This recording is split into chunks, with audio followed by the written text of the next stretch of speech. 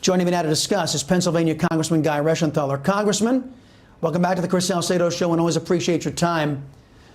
Thanks for having me here. Socialist Democrats are in charge. They turn our government, whenever that happens, into the enemy of we the people. But this is a whole new level here. If the reporting is true, who can we trust?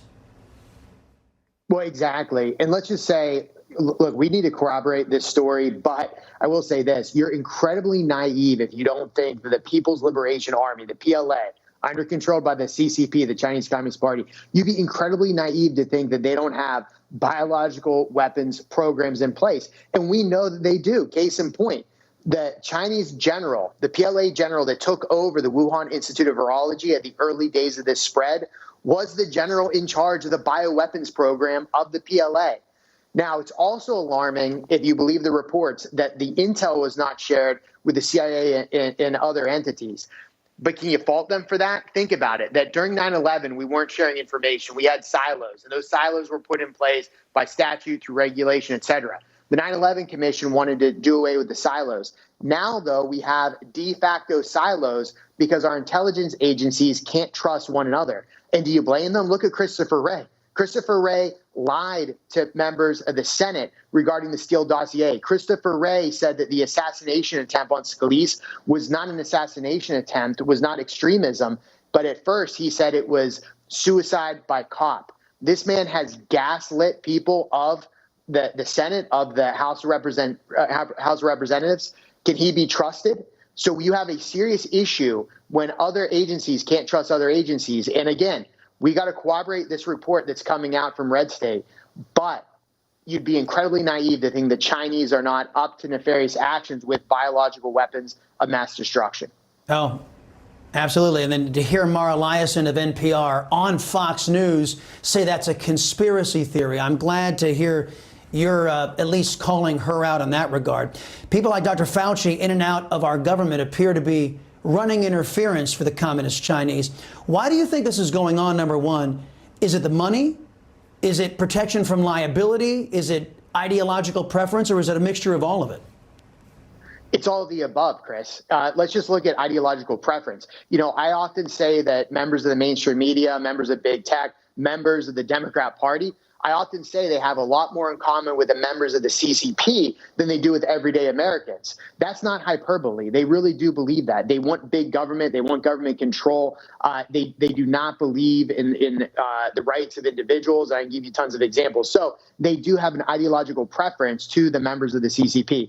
That's number one. Number two is the money. A lot of these, let's just look at colleges and universities. They get a lot of funding that is coming from the Chinese. They have the Confucius Institutes, et cetera. We can go into that as well. But then there's also trying to cover up for their own mistakes. And Dr. Fauci is a prime example of this. Dr. Fauci was one of the ones that championed gain-of-function research. He then sent, when President Obama put a moratorium on gain-of-function research, he then sent the money to EcoHealth Alliance. EcoHealth Alliance then sent the money to the Wuhan Institute of Virology.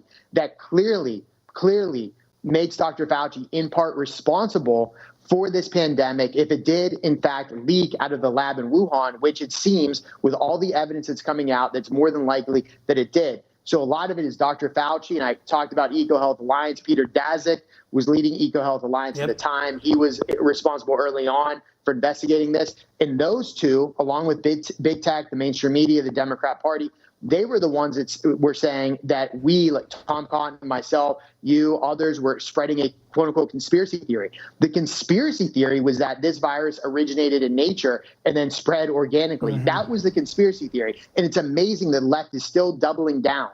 And when it looks like this virus did come from the Wuhan Institute of Virology, they then say any variant of that story is a quote-unquote conspiracy theory. It's almost laughable, Chris. No, it is. And, you know, there's a lot of CYA going on. I think you were right to point that out with Fauci and others associated with him. Meantime, Democrat Senator Joe Manchin refusing to back the For the People Act, saying it delivers partisan advantage in elections, which, you know, you don't want your elections to be partisan. But he's getting blasted by those who want to use the law to ensure the Republicans never win another election.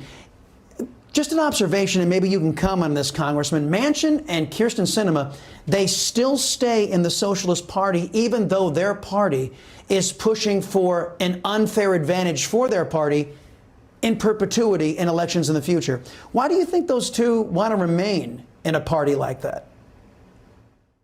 I think that first off, it's vanity. They get a lot of attention. Chris Sinema and Joe Manchin, of course, get all this media hype because they remain in the party. And look, you can call them moderates all you want, but Joe Manchin has a voting record on every single major piece of legislation. His voting record is 100% in step with what the Biden administration wants. So think about that. Also, think about this. If you're a voter in Arizona, if you're a voter in West Virginia, next time these two come up on the ballot, ask yourselves, do you want to just have a hope and a prayer that Manchin and Sinema will stick with the American people? Or would you rather have a Republican in those positions? So I find it often just an absolute joke when these Democrats run as if they're independents or they're moderates, yet their voting records are in lockstep with Chuck Schumer and Nancy Pelosi. So when you go to the polls, think about that. But I think it's absolutely scary that we're so dependent on the whims of Joe Manchin and Chris Sinema. And again, if you look at their voting record, it's in lockstep with the far left radicals of that party. Man, I'm with you. I can't stand having my liberty and my freedom being contingent on those two. Congressman Guy Reschenthaler, thank you very much. Appreciate the time.